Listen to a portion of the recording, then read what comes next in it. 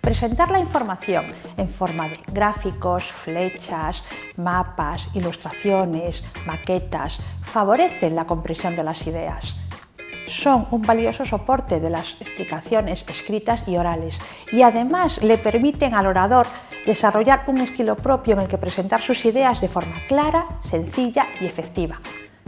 La presentación de los sistemas, la conexión, la unión de elementos mediante conexiones físicas y objetivas, conceptuales y objetivas o una combinación de ambas, requiere una serie de recomendaciones a seguir. Una recomendación: presenta la información de forma clara y sencilla, no la satures con mucho texto. ¿Qué objetivo tiene tu presentación? Ese objetivo es el que va a determinar el diseño que le des a la misma.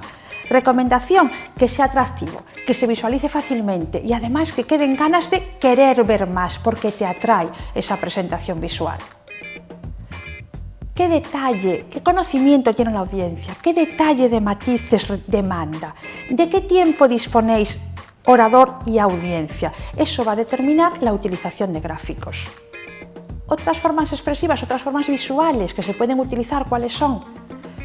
Las flechas, los contornos, antropomorfismos, emoticonos, palabras, nombres, etc. Tenemos muchas ayudas visuales a nuestra disposición. Es muy recomendable también incluir el elemento tiempo. Hay dos consejos para dar, o por lo menos dos métodos que se pueden seguir. Uno de ellos, un reloj básico, el que todo el mundo conocemos. Otro también que se utiliza muchísimo, una línea horizontal que va avanzando de izquierda a derecha mostrando el progreso. Ya sabes, las ayudas visuales son un valioso soporte en las exposiciones orales.